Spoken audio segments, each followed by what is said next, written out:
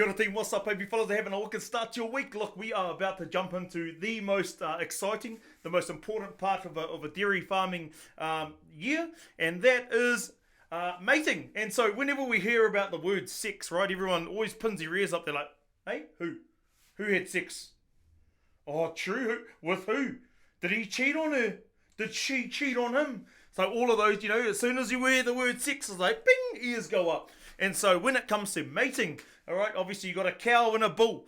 Doesn't matter where the cow is or where the bull is, the word is sex, and it's hopefully going to get your ears sprung as well as anything else that you have on your body. And so with that in mind, guys, I want you guys to comment hub anytime during this video. You guys get sent a link where you can click on it and hopefully drag and drop content to your staff, give them the experience before they need it, so that when it comes to them nominating cows on heat, understanding all that is to know about a cycling cow, the anatomy of a cow, puberty, the estrus cycle, follicular development, hopefully getting these cows and calf nice and early, a compact calving, and why it's important.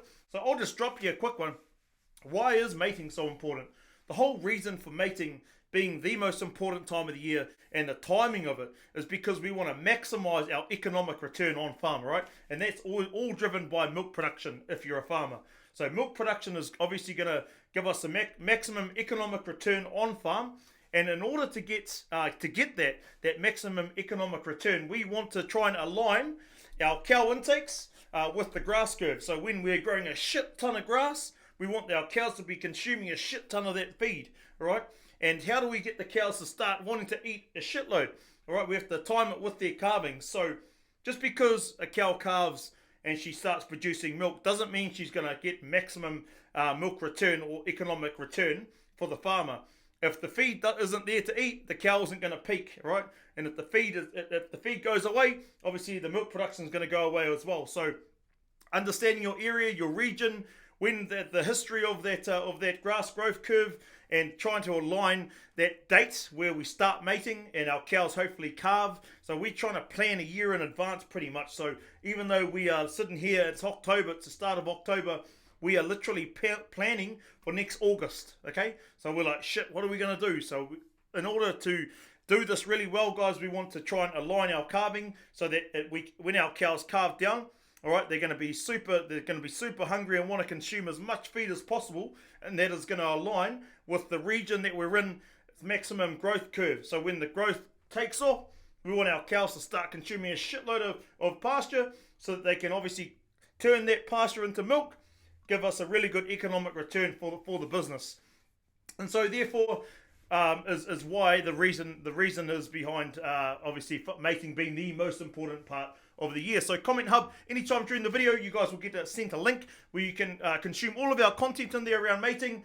So we've got so much in there, I can't even name it, but off the top of my head it's like anatomy of reproductive tract, understanding obviously puberty, understanding the development of the follicles, and obviously the estrus period, the different hormones that are released during mating, and how to align those different options around seeders, where you want to use KMARs, heat detection aids, all of those sorts of things, tail paint, bulls, cycling, different mobs, all these different options. We're going to be working with industry experts in here inside our podcast room, hopefully diving in deep into some of that content so that you and your team can get a bit of understanding as to why we do the things that we do on farm around mating, and why it is so important to make sure that we get things right, because literally we are investing right now in next year, and next year is obviously going to be the time where we can maximize our economic return based on a really, really good mating.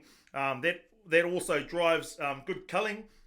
So we get our cows and calf nice and early, real compact, plenty of cows and calf in the first 6 weeks, gives us plenty of options to cull some of those older girls, some of the high sow count girls in the farm, and obviously cows that have got bad udders and lame or might have high temperament. All of those sorts of culling options that you get will be based on your guys' mating. Have a poor mating, and all of a sudden you've got a milk old mate with the saggy ass titties. You've got a milk old mate that's got freaking toes that are pointing sideways like Tooks's, and also obviously cows that are really, really old and are more susceptible to going down with milk fever, metabolic issues and all that sort of stuff. So that is the reason why mating is super important, guys. And I'm going to chuck in a quick little bit of B-roll here with some sexy music. I wanna sex you up. And then we can have a bit of a look into that. So comment in the hub again anytime during the video, and I'll see you guys in the hub. Ciao, ciao.